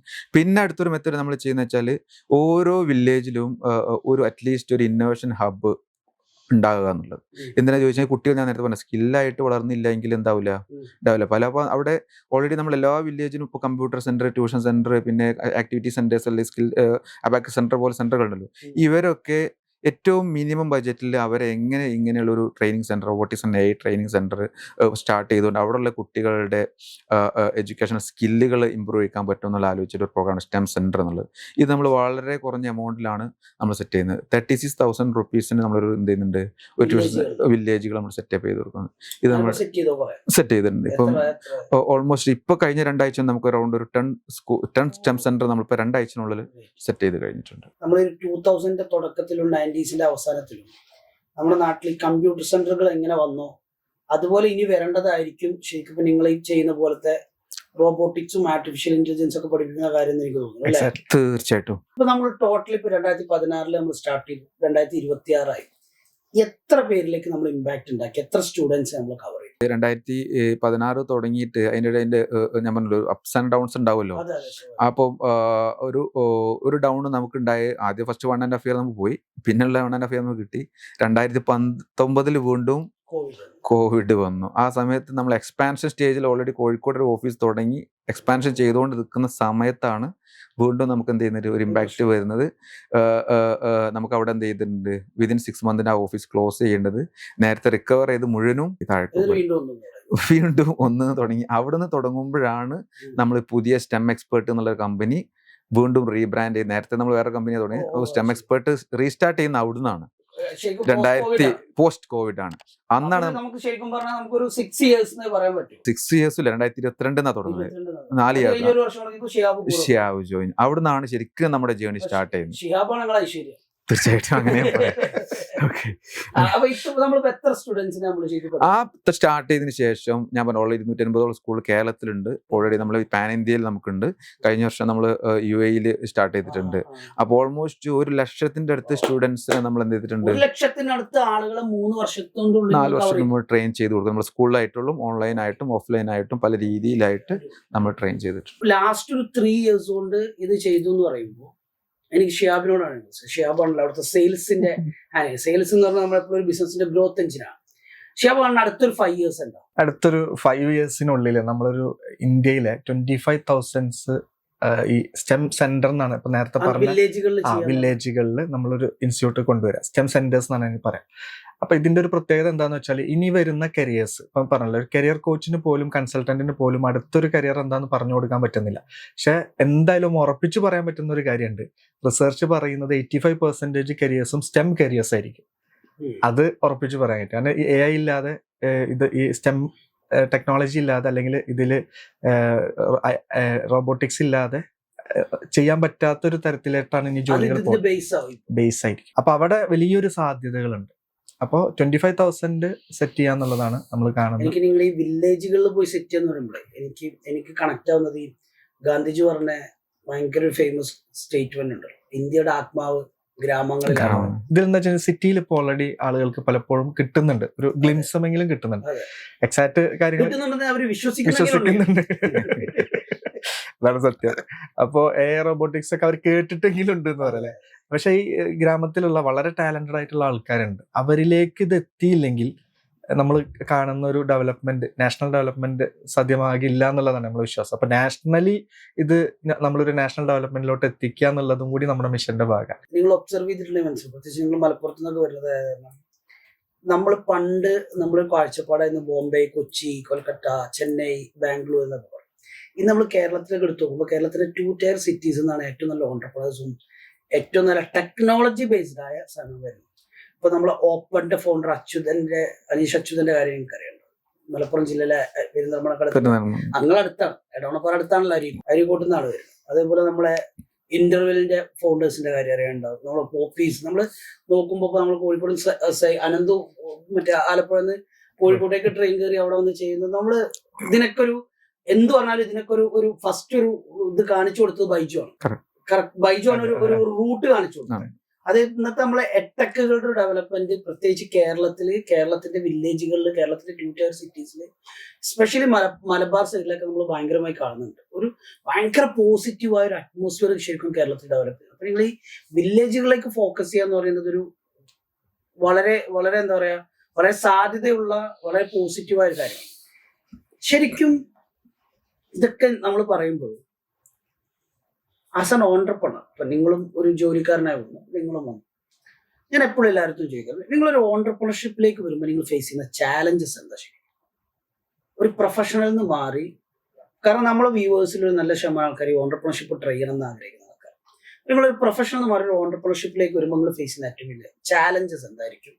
അല്ലെങ്കിൽ അങ്ങനത്തെ ആളുകളോട് ആ ഫേസ് ചെയ്യുന്ന ചാലഞ്ചിന്റെ സമയത്ത് അവരോട് നിങ്ങൾക്ക് പറയാനുള്ളത് എന്താ? ഓണ്ടർപ്രണർഷിപ്പ് വൺ ടൈപ്പ് ഓഫ് ഒരു എംപ്ലോയ്മെന്റ് ജനറേഷൻ ആണ്. ഞാൻ എനിക്കുള്ള ജോലി ഉണ്ടാക്കുക എന്നുള്ളതാണല്ലോ, കൂടെ മറ്റുള്ളവർക്കും ജോലി ഉണ്ടാക്കുക. അതാണ് ശരിക്കും ഗവൺമെന്റ് ഓണ്ടർപ്രണർഷിപ്പ് പ്രൊമോട്ട് ചെയ്യുന്ന ഒരു മെയിൻ ഘടകം അതാണ്. ഓക്കെ, പക്ഷെ ഇവിടെ പ്രശ്നം എന്ന് ചോദിച്ചാൽ, ഞാൻ എനിക്ക് ജോലി ഉണ്ടാക്കുമ്പോൾ ഞാൻ തന്നെയാണ് എന്നെ സൂപ്പർവൈസും ചെയ്യുന്നത്, ഞാൻ തന്നെയാണ് എനിക്കുള്ള ജോലി ഡിഫൈൻ ചെയ്യേണ്ടത്. അപ്പോൾ ആരും നമുക്ക് വേറെ പിച്ച് ചെയ്ത് തരാനൊന്നുമില്ല. എന്ത് വേറെ പിഞ്ച് ചെയ്യാനോ പിച്ച് ചെയ്യാനോ ഇത് ചെയ്യുന്നോ ഇത് ചെയ്യാഞ്ഞത് എന്തോ ചോദിക്കാനൊന്നുമില്ല. നമ്മളാണ് എന്ത് ചെയ്യുന്നത്, നമ്മളുടെ റിസ്ക്കും റിവാർഡും ഡിറ്റർമൈൻ ചെയ്യുന്ന നമ്മളാണ്. അപ്പോൾ അവിടെ ഭയങ്കര ഒരു റിസ്ക് ഉണ്ട്. വെച്ചാൽ നമ്മളുടെ 24 hour ഒന്ന് ആക്റ്റീവ് ആയി നിൽക്കേണ്ടി വരും. അതാണ് അതിൻ്റെ ഒരു ഫസ്റ്റ് ഓഫ് ഓൾ ചലഞ്ച്. പിന്നെ ഡെഫിനറ്റ്ലി റിസ്ക് റിവാർഡിൻ്റെ ഒരു ഇതാണല്ലോ ഇതിൻ്റെ ഓണ്ടർപ്രണർഷിപ്പ് എന്ന് പറഞ്ഞപ്പോൾ. അപ്പോൾ എത്ര റിസ്ക് എടുക്കുന്നോ അത്ര റിവാർഡ് കൂടും, എത്ര റിസ്ക് നമ്മൾ കുറയുന്നോ അത്ര പെട്ടെന്ന് നമ്മൾ എന്ത് ചെയ്യാം, എക്സിറ്റ് ആവാനുള്ള സാധ്യതയുണ്ട്. വിജയിച്ച എന്റർപ്രണേഴ്സിനെ കുറിച്ചൊക്കെ നമ്മൾ പഠിക്കുകയാണെങ്കിൽ ഒരു ലക്ക് എന്നൊക്കെ നമ്മൾ പറയുന്ന ഒരു കാര്യം ആക്ച്വലി അവർ പ്രിപ്പയർഡ് ആണ്. ഇപ്പൊ നമ്മുടെ സ്റ്റോറി തന്നെ കേട്ട് കഴിഞ്ഞാൽ അറിയാൻ പറ്റും, നമ്മൾ കുറച്ച് റിസർച്ച് ചെയ്തിട്ടാണ് ഇതിലോട്ട് ഓപ്പർച്യൂണിറ്റി വന്നു എന്നുള്ളത് ശരിയാണെങ്കിലും കുറേം കൂടി പ്രിപ്പറേഷൻ നടത്തിയിട്ടുണ്ട്. അതിന്റെ കൂടെ നമ്മളൊരു പോസിറ്റീവ് ആറ്റിറ്റ്യൂഡ് ഉണ്ടെങ്കിൽ അതിൽ എന്റർപ്രണർഷിപ്പിൽ സക്സസ് ആവാൻ പറ്റും എന്നുള്ളതാണ് ഏറ്റവും വലിയ ചലഞ്ച്. ഈ പറഞ്ഞ പോലെ സെൽഫ് ഡിസിപ്ലിൻ ഉണ്ടാവുക, അതായത് നമ്മളെ കൺട്രോൾ ചെയ്യാൻ ആരും ഇല്ലാത്തതിൻ്റെ പേരിൽ നമ്മൾ തന്നെ കൺട്രോൾഡ് ആയിട്ട് നമ്മൾ തന്നെ നമ്മുടെ ടാർഗറ്റ് സെറ്റ് ചെയ്ത് ഗോൾ സെറ്റ് ചെയ്ത് മുന്നോട്ട് പോവുക എന്നുള്ളതാണ്. അപ്പോൾ ജേർണിയിൽ നമ്മൾ ഓരോന്നും ഡെലിഗേറ്റ് ചെയ്യുക വേണ്ട. നമ്മൾ ചെയ്യുന്ന കാര്യം ചിലപ്പോൾ ആദ്യം ഓഫീസിൽ തുടങ്ങിയിട്ട് നമ്മൾ തന്നെ ചീഫും നമ്മൾ തന്നെ ചീപ്പും ആയിരിക്കും, അടിച്ചു വരുന്നത് നമ്മൾ തന്നെ ആയിരിക്കും, നമ്മൾ തന്നെ ആയിരിക്കും ഇരുന്നിട്ട് ചായ ചായ ചായ അതെ അതന്നെയായിരിക്കും ചെയ്യുക. അപ്പൊ അങ്ങനെ തന്നെ ആയിരിക്കും ചെയ്യുന്നുണ്ടാവും. പക്ഷെ ഓരോ സമയത്തുമ്പോഴും നമ്മുടെ ജേർണിയിൽ നമ്മളിങ്ങനെ ഗ്രോത്ത് ഉണ്ടാവുന്ന സമയത്ത് നമുക്ക് ഡെലിഗേറ്റ് ചെയ്യാൻ പറ്റുന്ന കാര്യങ്ങളാണ് എല്ലാം. എന്റർപ്രണർഷിപ്പ് എന്ന് പറഞ്ഞാൽ ആക്ച്വലി റിസ്ക് എടുക്കുക എന്നുള്ളതാണ് ഓവറോൾ നമ്മൾ പറയാം. അപ്പോൾ തുടക്കത്തിൽ നമ്മൾ ചെയ്തിരുന്ന കാര്യങ്ങൾ പതുക്കെ പതുക്കെ നമ്മൾ ഡെലിഗേറ്റ് ചെയ്ത് അത് എഫക്റ്റീവായിട്ട് ഡെലിഗേറ്റ് ചെയ്യണം. അത് നടക്കുന്നുണ്ടെന്ന് ഉറപ്പുവരുത്താനുള്ള സിസ്റ്റം കൂടി വേണം, സിസ്റ്റമും പ്രോസസ്സും വേണം. പിന്നെ ഓട്ടോ പൈലറ്റിലോട്ട് പോകാന്നുള്ളതാണ്. ഇപ്പൊ നമ്മുടെ സ്ഥാപനം ഇപ്പോൾ ഉള്ളത് എല്ലാ ഡിവിഷൻസും കൃത്യമായിട്ട് റൺ ചെയ്യുകയും അതിനൊരു സിസ്റ്റമാറ്റിക് ആയിട്ട് കൊണ്ടുപോകുന്ന ഒരു രീതിയിലാണ് ഇപ്പോൾ ഉള്ളത്. അതുകൊണ്ടാണ് ഈ ഗ്രോത്ത് ഇത്രയും ഇതിലേക്ക് എത്തിയത്. അത് നല്ല റിസർച്ച് ചെയ്തിട്ട് നേരത്തെ പറഞ്ഞ പോലെ സാർ പറഞ്ഞ പോലെ അത് അത്രയും ഡെപ്തിൽ റിസർച്ച് ചെയ്തിട്ടാണ് ചെയ്തിട്ടുള്ളത്. ഇപ്പൊ നമ്മൾ ടീമിന്റെ സൈസ് എങ്ങനെ, എത്ര പേരുണ്ട്? നമുക്ക് ഡിഫറെന്റ് ടൈപ്പ് ഓഫ് എംപ്ലോയ്മെന്റ് ഉണ്ട്. ഒന്ന് നമ്മുടെ കോർ ടീം ഉണ്ട്, ഒന്ന് നമ്മുടെ അടുത്ത് പാർട്ട്നേഴ്സായി ഓൺബോർഡ് ചെയ്യുന്ന ടീമുണ്ട്. ചില ഏരിയ ഒക്കെ നമ്മുടെ ബിസിനസ് മോഡൽ എൻ്റെ ഡിഫറെന്റ് ആണ്. ഒരു പാർട്ണറിങ് ബിസിനസ് ആണ് നമ്മൾ ചെയ്യാറ്. അപ്പോൾ കൺട്രി വൈസ് പാർട്ണറിങ് നോക്കുന്നുണ്ട്, സ്റ്റേറ്റ് വൈസ് പാർട്ണർ. അപ്പോൾ അവരോട് നോക്കിക്കോളും. അവരുടെ അടുത്തൊരു ടീം ഉണ്ടാവും, നമ്മളൊരു കോർ ബാക്ക് ആൻഡ് ടീം ഉണ്ടാവും. അതേ രീതിയിൽ തന്നെ നമ്മൾ പല രീതിയിലും ഔട്ട്സോഴ്സ് ചെയ്യുന്നുണ്ട്, പല ഇൻഹൗസ് ചെയ്യുന്നുണ്ട്. ഡയറക്റ്റ് ആയിട്ട് നമ്മളിപ്പോൾ ഡയറക്റ്റ് എംപ്ലോയ്മെന്റ് അറൗണ്ട് 20-25 എംപ്ലോയീസ് നമ്മുടെ അടുത്തുണ്ട്. ഇൻഡയറക്റ്റും കൂടി ചെയ്യാൻ അറൗണ്ട് ഒരു 50 to above 50 ഉണ്ടാവും. നമ്മൾ അവരുടെ എക്സാക്ട് അക്കൗണ്ട് നമ്മൾ എടുക്കാറില്ലല്ലോ, ആ രീതിയിലാണ്. ഇതാണ് ഇതിന്റെ ഒരു മാൻ പവർ. ഒരാൾക്ക് ഇപ്പൊ നിങ്ങളെ ഈ സ്റ്റെം എന്ന് പറയുന്ന ബിസിനസ് മോഡലിൽ ഏതെങ്കിലും തരത്തിൽ പാർട്ട്ണർ ആവാനോ അസോസിയേറ്റ് ചെയ്യാനുള്ള അവസരം ഉണ്ടോ? തീർച്ചയായിട്ടും എന്തൊക്കെയാണ്? ഒരുപാട് രീതിയിലുണ്ട്. ഇപ്പൊ സ്റ്റെം സെന്റർ തുടങ്ങാം. സ്റ്റെം സെന്റർ നമ്മൾ വില്ലേജുകളിൽ തുടങ്ങുന്ന 36,000 rupees ഇൻവെസ്റ്റ്മെന്റ് മാത്രം വരുന്ന, അതൊരു മിനിമൽ ഇൻവെസ്റ്റ്മെന്റിലാണ്. ഇനി ഒരു ഹൈ ലെവലിലേക്ക് പോകണം എന്നുണ്ടെങ്കിൽ അങ്ങനെ ചെയ്യാം. അത് 36,000 വെച്ചിട്ട് സ്റ്റാർട്ട് ചെയ്യാം. അത് കൂടാതെ നല്ലൊരു ആശയം. അതുകൊണ്ടാണ് എമൗണ്ട് പറഞ്ഞത്. കാരണം ആ എമൗണ്ടിലൊക്കെ എന്തെങ്കിലും സ്വന്തം ചെയ്യാൻ പറ്റുമെന്ന് ആലോചിക്കുന്ന ഒരുപാട് ആളുകൾ. ശരിക്കും ഒരുപാട് ആൾക്കാർ ഇപ്പോ പറഞ്ഞല്ലോ, ഈ എംപ്ലോയ്മെന്റിൽ നിന്ന് മാറി സെൽഫ് എംപ്ലോയ്മെന്റ് പിന്നെ ബിസിനസ്സിലോട്ട് വരിക. അപ്പോൾ ബിസിനസ്സിലോട്ട് വരുമ്പോൾ നേരത്തെ ചോദിച്ചാൽ റിസ്ക് ഉണ്ടല്ലോ, റിസ്ക് എടുക്കാനാണ് എല്ലാവർക്കും പേടി. റിസ്ക് എടുക്കാനുള്ള ഒരു ചലഞ്ച് ഉള്ളവർക്ക് 36,000 എന്ന് പറഞ്ഞു കഴിഞ്ഞാൽ വലിയൊരു എമൗണ്ട് ഇല്ല. അപ്പൊ അവർക്ക് ടെസ്റ്റ് ചെയ്യാനൊക്കെ പറ്റുന്ന ഒരു ചാൻസ്. എക്സാക്ട്ലി. അത് ടെക്നിക്കലി അറിയില്ലെങ്കിൽ പോലും, അവർക്ക് ഇതിന്റെ കണ്ടന്റ് റോബോട്ടിക്സ് അറിയില്ല, AI അറിയില്ലെങ്കിൽ പോലും ഒരു ബിസിനസ് മൈൻഡ് ഉള്ള ആൾക്ക് ഇത് സ്റ്റാർട്ട് ചെയ്യാം. എത്ര പേർക്ക് കേരളത്തിൽ അങ്ങനെ ചാൻസ് ഉണ്ട്? നമുക്ക് ഇപ്പോൾ കേരളത്തിൽ 1000-ഓളം പഞ്ചായത്ത് ഉണ്ട്. അതിന്റെ കീഴിലായിട്ട് ഏകദേശം 21,000-ഓളം വാർഡ് മെമ്പേഴ്സ് ഉള്ള സ്ഥലമാണ് കേരളം എന്ന് പറഞ്ഞാൽ. മുനിസിപ്പാലിറ്റി, കോർപ്പറേഷൻ, ബ്ലോക്ക് പഞ്ചായത്ത്, ഗ്രാമപഞ്ചായത്ത് ഒക്കെ എടുക്കുകയാണെങ്കിൽ അത്രത്തോളം ഉണ്ട്. സത്യത്തിൽ അത്രത്തോളം ചാൻസ് ഉണ്ട് എന്നുള്ളതാണ്. ഒരു വാർഡിൽ ഒരെണ്ണം എന്നുള്ള ചാൻസ് ഉണ്ട് ശരിക്കും. അത്രയും ചാൻസ് ഉണ്ട്. കാരണം എന്താ വെച്ചാൽ ഇത് എല്ലാ കുട്ടികളും പഠിക്കേണ്ട കാര്യമാണ്. മനസ്സിലായി. നമ്മളിപ്പോ യൂഷ്വലി പറയുന്നത് 1000 മിനിമം ഉണ്ട് പഞ്ചായത്ത് വെച്ച് നോക്കുകയാണെങ്കിൽ. മിനിമം ഉണ്ട്. പിന്നെ അടുത്തൊരു അവസരം എന്താ? അടുത്തത് പാർട്ട്നേഴ്സ് ആവാം. പാർട്ട്നേഴ്സ് ആവാന്ന് പറഞ്ഞാൽ നമ്മൾ ബ്ലോക്ക് ലെവലിൽ ഒരു പാർട്ട്ണർ, അതേപോലെ ഡിസ്ട്രിക്ട് ലെവലിൽ, സ്റ്റേറ്റ് ലെവലിലൊക്കെ പാർട്ട്നേഴ്സ് ആയിട്ടാണ് പോകുന്നത്. ഓക്കെ. അത് കൂടാതെ ഇപ്പൊ കോളേജിൽ പഠിക്കുന്ന കുട്ടികൾ, വീട്ടിലിരിക്കുന്ന വീട്ടമ്മമാർ, എഡ്യൂക്കേറ്റഡ് ആയിട്ടുള്ള ഒരുപാട് ആൾക്കാരുണ്ട്. ഓക്കെ. അപ്പൊ അവരൊരു പാരന്റിങ്ങിന്റെ ഭാഗമായിട്ടും മറ്റൊക്കെ, അല്ലെങ്കിൽ വയസ്സായ ആളുകളുള്ളതുകൊണ്ടൊക്കെ വീട്ടിലിരിക്കുന്ന ഒരുപാട് വീട്ടമ്മമാരുണ്ട്. അതേപോലെ തന്നെ കോളേജിൽ പഠിക്കുന്നതിന്റെ കൂട്ടത്തിൽ ജോലി ചെയ്യാൻ ആഗ്രഹിക്കുന്ന ആളുകളുണ്ട്. അവർക്ക് നമുക്കൊരു ബിസിനസ് ഓപ്പർച്യൂണിറ്റി ഉണ്ട്. കമ്പനി പ്രൊമോട്ടർ എന്ന് പറഞ്ഞിട്ടും അല്ലെങ്കിൽ അംബാസഡർ പ്രോഗ്രാം എന്ന് പറഞ്ഞിട്ടുള്ള ഒരു ഓപ്പർച്യൂണിറ്റി ഉണ്ട്. അതിൽ അവർക്ക് ജോയിൻ ചെയ്യാം. ഞങ്ങൾ ഫുൾ സിസ്റ്റം നമ്മൾ കൊടുക്കും. അവരെ ഡെവലപ്പ് ചെയ്യാം, ഏൺ ചെയ്യാൻ പറ്റും. അവർ ലേൺ ചെയ്യുമ്പോൾ ഏൺ ചെയ്യാൻ പറ്റും. അതേപോലെ ഹോം മേക്കർ ആകുമ്പോൾ തന്നെ ഏൺ ചെയ്യാൻ പറ്റും. അതൊരു വലിയൊരു റെവല്യൂഷനാണ് നമ്മൾ കൊണ്ടുവരുന്നത്. അതിലൊരു 10,000 മുകളിലേക്ക് ആളുകൾക്ക് ജോലി കൊടുക്കാൻ നമുക്ക് പറ്റും എന്നുള്ളതാണ്. നല്ലൊരു എമൗണ്ട് ഏൺ ചെയ്യാനും കഴിയും. അതായത് കേരളത്തിൽ നിങ്ങൾക്ക് ഏകദേശം 1000 മുതൽ 25,000 വരെ ആളുകൾക്ക് ഒരു ബിലോ 50,000 റുപ്പീസ് ഇൻവെസ്റ്റ്മെന്റോട് കൂടി എന്തെങ്കിലും ഒന്ന് സ്വന്തമായി ട്രൈ ചെയ്യണം എന്ന് തോന്നുന്ന ആളുകൾക്ക് ചാൻസ് ഉണ്ട്. എക്സാക്ട്ലി. സ്റ്റെം സെന്റേഴ്സിലാണ് ഇൻവെസ്റ്റ്മെന്റ് ഉള്ളൂ. അതിൻ്റെതായ എല്ലാ സപ്പോർട്ടും എല്ലാ സംവിധാനങ്ങളും നിങ്ങളുടെ റിസർച്ചിനെ ബേസ് ചെയ്തു നിങ്ങൾ ട്രയൽ ചെയ്ത് റൺ ചെയ്ത് സക്സസ്ഫുൾ ആയ ഒരു മോഡൽ ഉണ്ടാക്കിയെടുത്തതുണ്ട്. എക്സാക്ട്ലി. രണ്ടാമത്തേത് പാർട്ട് ടൈമേഴ്സ് ആയിട്ടും മറ്റേ ഹൗസ് വൈഫ്സ് ആയിട്ട് ഏതെങ്കിലും തരത്തിലൊരു എക്സ്ട്രാ ഇൻകം ഉണ്ടാക്കാൻ ആഗ്രഹിക്കുന്ന ഒരാൾക്കോ അല്ലെങ്കിൽ പഠിക്കുന്നതിന് കൂടെ അഡീഷണൽ ഇൻകം അങ്ങനെ ചെയ്യാൻ പറ്റുന്ന 1000-ഓളം ആളുകൾക്ക്, 1000 തൊട്ട് 10,000-ഓളം വരെ ആളുകൾക്കുള്ള ഒരു ചാൻസ് അവിടെ ഉണ്ട്. പിന്നെ ബ്ലോക്ക് പഞ്ചായത്ത്, ജില്ലാ പഞ്ചായത്ത് ലെവലിൽ പാർട്ണർഷിപ്പ്. ശരിക്കും പറഞ്ഞാൽ എങ്ങനെ നോക്കിയാലും നിങ്ങൾ അടുത്തൊരു വിഷൻ അച്ചീവ് ചെയ്യുമ്പോൾ ഒരു 50,000 ആളുകളിലേക്ക് ഇമ്പാക്റ്റ് ഉണ്ടാക്കാൻ, ഇൻഫ്ലുവൻസ് ഉണ്ടാക്കാൻ സ്റ്റെം എക്സ്പെർട്ട് എന്ന് പറയുന്ന ഈ സ്ഥാപനത്തിൽ കഴിയുമെന്ന് പറയുന്നത് ഞാൻ ഇതിൻ്റെ കാണുന്ന ഏറ്റവും വലിയൊരു പോസിറ്റീവ്. കാരണം ഞാൻ എപ്പോഴും പറയുന്ന കാര്യം, ഈ ലോകത്തെല്ലാം ഉണ്ടാക്കിയത് ഓൺട്രപ്രണേഴ്സ് ആണ്. ഇവിടുത്തെ സ്റ്റേറ്റോ ഗവൺമെന്റോ രാജ്യമോ ഒക്കെ ഉണ്ടാക്കിയതിനേക്കാൾ കൂടുതൽ ഈ ലോകത്തെല്ലാം ഉണ്ടാക്കിയത് വിഷനറീസ് ആയ കുറേ ഓൺട്രപ്രണേഴ്സ് ആണ്. നിങ്ങളെ സ്റ്റേറ്റ്മെന്റ് എടുത്ത് പറയുകയാണെങ്കിൽ നമുക്ക് വേണ്ടി നമ്മളൊരു സാധനം ചെയ്യുന്നു, അതുപോലെ വേറൊരാൾക്ക് കുറേ പേരുകൾക്കും അത് ചെയ്തു കൊടുക്കുക എന്ന് പറയുന്ന പോലത്തെ ഒരു വലിയ വിഷനാണ്. അപ്പോൾ ഒരു 50,000 ആളുകളിലേക്ക് ലൈഫ് ഇമ്പാക്റ്റ് ചെയ്യാൻ സാധ്യതയുള്ള ഒരു കാര്യം നിങ്ങളുടെ കയ്യിലുണ്ട്. അതിന് സ്റ്റെം എന്ന് പേരുണ്ടെങ്കിൽ അത് ഏറ്റവും ബെസ്റ്റ് സ്യൂട്ടബിൾ പേരുമാണ്. ഒരു 10 വർഷം കഴിഞ്ഞാൽ ഫസലിനെയും ഷിഹാബിനെയും ഞാൻ കണ്ടുമുട്ടുമ്പോൾ അതിനുള്ള അവസരം ഉണ്ടാവട്ടെ, എന്തായിരിക്കും സ്റ്റെം എക്സ്പെർട്ട്? 2022 ആണല്ലോ നമ്മൾ സ്റ്റെം എക്സ്പെർട്ടിനെ റീബിൽഡ് ചെയ്ത് 2023 നമ്മുടെ ഷിയാബ് ജോയിൻ ചെയ്യുന്നു. അത് കഴിഞ്ഞ് നോക്കുകയാണെങ്കിൽ പിന്നെ അവിടെ നമ്മൾ കണ്ടിന്യൂസ് നമ്മുടെ ഗ്രോത്ത് ആയിരുന്നു. 2024 നമ്മൾ കേരള സ്റ്റാർട്ടപ്പ് മിഷൻ്റെ അണ്ടറിൽ നമുക്ക് ഗൈറ്റെക്സ് ദുബായി നടക്കുന്ന ഏറ്റവും ഇവന്റ് എല്ലാവർക്കും അറിയാലോ, അതിൽ ഡെലിഗേറ്റ് ആയി നമുക്ക് പാർട്ടിസിപ്പേറ്റ് ചെയ്യാൻ പറ്റി. 2025 കഴിഞ്ഞ വർഷവും നമുക്ക് കിട്ടിയ ഏറ്റവും വലിയൊരു അച്ചീവ്മെന്റ് ആയി റെക്കഗ്നേഷൻ ആയിരുന്നു സ്റ്റാർട്ടപ്പ് ഇന്ത്യൻ ഗവൺമെന്റിന്റെ അണ്ടറിൽ നിന്ന് 2.5 ലക്ഷം സ്റ്റാർട്ടപ്പിൽ നിന്ന് 6 സ്റ്റാർട്ടപ്പിനെ സെലക്ട് ചെയ്തുകൊണ്ട് ഖത്തറിൽ നടക്കുന്ന വെബ് സമ്മിറ്റിന്റെ പാർട്ടായിട്ട് നമ്മളെ നോമിനേറ്റ് ചെയ്തു.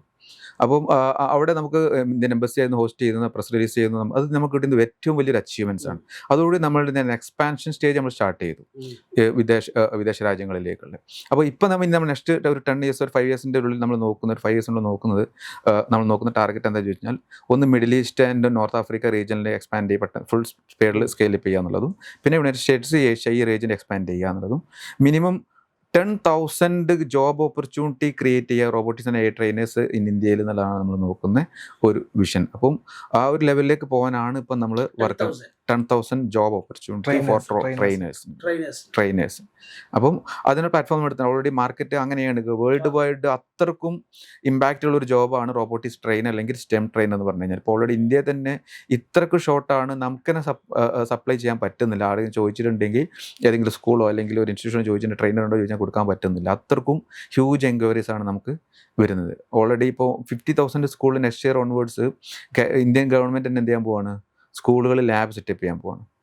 അത്രയും ഹ്യൂജ് ഓപ്പർച്യൂണിറ്റിയാണ് ഇതിൽ മേഖല വരാൻ പോകുന്നത്. ഓൺട്രപ്രണർഷിപ്പ് ട്രൈ ചെയ്യണം അല്ലെങ്കിൽ ഈ മേഖലയ്ക്ക് വരണം എന്നൊക്കെ ആഗ്രഹിക്കുന്ന ആളുകളോട് നിങ്ങൾക്ക് കൊടുക്കാനുള്ള ഒരു ഉപദേശമോ അല്ലെങ്കിൽ ഒരു മെസ്സേജോ എന്താ? സ്റ്റാർട്ട് ടുഡേ എന്നുള്ളതാണ്. അതായത് എത്രയും പെട്ടെന്ന് സ്റ്റാർട്ട് ചെയ്യുക ഈ ഒരു മേഖലയിൽ എന്നുള്ളതാണ്. കാരണം ഇന്ന് വലിയൊരു ഓപ്പർച്യൂണിറ്റി ഉള്ളൊരു മേഖലയാണ് സ്റ്റെം എന്ന് പറഞ്ഞാൽ. അപ്പോൾ അതിൽ ഇപ്പോൾ ആക്ഷൻ എടുക്കുക, വളരെ പെട്ടെന്ന് തന്നെ സ്റ്റാർട്ട് ചെയ്യുക എന്നുള്ളതാണ്.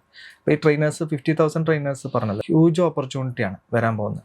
ഇപ്പോഴും നമുക്ക് പോലും സ്കിൽഡ് ആയിട്ടുള്ള ട്രെയിനേഴ്സിനെ കിട്ടുന്നില്ല പല പ്രൊജക്റ്റിലോട്ടും. അപ്പോൾ അതുകൊണ്ടൊക്കെയാണ് നമ്മൾ വളരെ ഫാസ്റ്റ് ആയിട്ട് തന്നെ അക്കാഡമി തുടങ്ങി അതിൻ്റെ കാര്യങ്ങളൊക്കെ ചെയ്യുന്നത്. ആളുകൾ എങ്ങനെ നിങ്ങളിലേക്ക് കണക്ട് ചെയ്യും? ഇപ്പോൾ ഇതൊക്കെ കാണുകയും കേൾക്കുകയും ചെയ്യുന്ന ആളുകൾക്ക്, ഈ മേഖലയിൽ ട്രൈ ചെയ്യണം എന്നുള്ള ആളുകൾക്ക് നിങ്ങളിലേക്ക് കണക്ട് ചെയ്യാനുള്ള ഒരു എളുപ്പമാർഗ്ഗം? ഞങ്ങളുടെ ബിസിനസ് ഫുള്ളി ട്രാൻസ്പെറൻ്റ് ആണ്, എത്തിക്സിലാണ്. നമ്മൾ ഒരു എന്തിൻ്റെ ഒരു പോളിസി ആയിരുന്നു ഈ ബിസിനസ് പറഞ്ഞ രീതിയിൽ തന്നെ കസ്റ്റമറിൻ്റെ റിക്വയർമെൻറ്റ് ഫുൾഫിൽ ചെയ്യുന്നത്. Whether it is profit or loss secondary part. First part അവരുടെ റിക്വയർമെൻറ്റ് ഫുൾഫിൽ ചെയ്യുന്നതാണ്. അപ്പോൾ കണക്ട് ചെയ്യാൻ നമുക്ക് ഓൾറെഡി നമ്മുടെ വെബ്സൈറ്റ് ഉണ്ട്, stemexpert.com ആണ്. അത് ഓൾറെഡി ഞാൻ പറഞ്ഞല്ലോ, ഓൾറെഡി ഞങ്ങൾ എക്സ്പാൻഷൻ സ്റ്റേജിലാണ്. വേൾഡ് വൈഡ് വെബ്സൈറ്റ് നമുക്കുണ്ട്, UAE ബേസ്ഡ് വെബ്സൈറ്റ് നമുക്കുണ്ട്, ഇന്ത്യൻ ബേസ്ഡ് വെബ്സൈറ്റ് ഉണ്ട്. ഇതിലൊക്കെ നമുക്ക് എന്ത് ചെയ്യാൻ ആ രീതി നമ്മൾ ഓപ്പറേറ്റ് ചെയ്യാൻ തുടങ്ങിയിട്ടുണ്ട്. പിന്നെ രണ്ടാമത്താണ് നമ്മുടെ STEM അക്കാഡമിയിൽ തന്നെ അവർക്ക് ഓൺലൈൻ കോഴ്സ് രജിസ്റ്റർ ചെയ്യാം. വളരെ അഫോർഡബിൾ ആയിട്ടുള്ള പ്രൈസിലാണ് എന്ത് ചെയ്യുന്നത് നമ്മൾ കോഴ്സ്. ഇപ്പോൾ നേരത്തെ പറഞ്ഞ STEM ട്രെയിനേഴ്സ് എന്ന് പറഞ്ഞല്ലോ, ഇപ്പോൾ നമ്മൾ വളരെ ഓഫർ പ്രൈസിലാണ് റൺ. ഓഫർ പ്രൈസ് തന്നെ ഡിസ്കൗണ്ടഡ് പ്രൈസ്. എല്ലാവർക്കും കിട്ടണം, എഡ്യൂക്കേഷൻ കിട്ടണം എന്നുള്ള നമ്മുടെ പർപ്പസ്. 499 rupees-നാണ് എന്ത് ചെയ്യുന്നത് ഒരു STEM ട്രെയിനർ കോഴ്സ് നമ്മുടെ അക്കാഡമി സെല് ചെയ്യുന്നത് ഇപ്പോൾ റൈറ്റ് നൗ. സ്കൂളുകളിൽ AN coding lab absolutely free ആയിട്ട് കൊടുക്കുന്നുണ്ട്. ഈ അക്കാഡമി തന്നെ പല കുട്ടികൾക്കും വേണ്ട റോബോട്ടിക്സ് പഠിക്കാനും AI കോഴ്സ് പഠിക്കാനുള്ള പല കോഴ്സുകൾ നമ്മൾ എന്തുണ്ട് തികച്ചും ഫ്രീ ആയിട്ട് സൗജന്യമായിട്ട് ഇട്ടേക്കുന്നത്.